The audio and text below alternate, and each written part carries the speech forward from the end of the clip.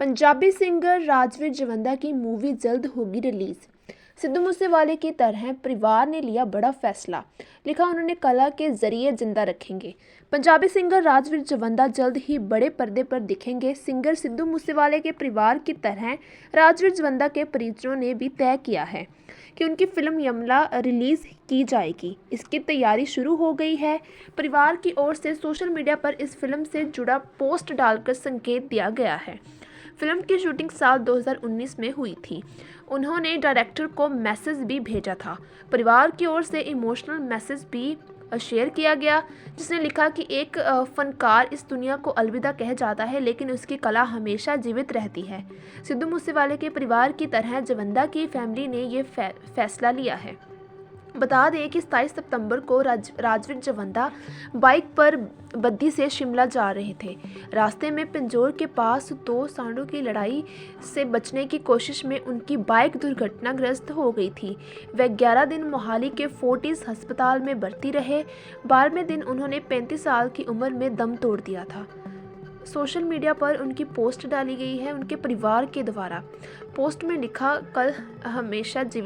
कला हमेशा जीवित रहती है।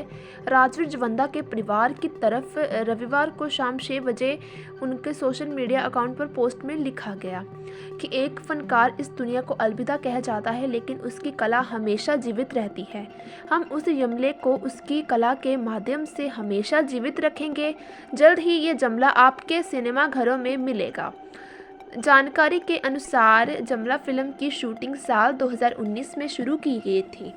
इसके डायरेक्टर राकेश मेहता थे, जबकि फिल्म में राजवीर जवंदा, सानवी धीमान, गुरप्रीत घुग्गी और हरबी सांगा, रघुवीर बोली और नवनीत कौर ढिल्लों ने एक्टिंग की है।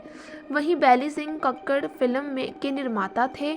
इसकी शूटिंग अमृतसर समेत कई जगहों पर हुई, लेकिन फिल्म की रिलीज तारीख घोषित नहीं की गई। सिंगर रेशम अनमोल ने कहा कि जब पहले दिन जवंदा को फोर्टिस अस्पताल लाया गया तो डॉक्टरों ने कहा था कि पहले 12 घंटे बहुत नाजुक है।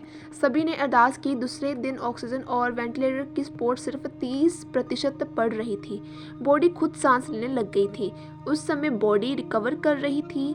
रेशम अनमोल ने कहा कि बॉडी रिकवरी देख डॉक्टरों ने कहा था कि अगर अगले 72 घंटे निकल जाएंगे तो जवंदा का बचाव हो सकता है, मगर उसके बाद 0 रिकवरी हो गई। जवंदा की दाढ़ी बढ़ रही थी, जिस कारण हमें लग रहा था कि शरीर का निचला हिस्सा सही से काम कर रहा है।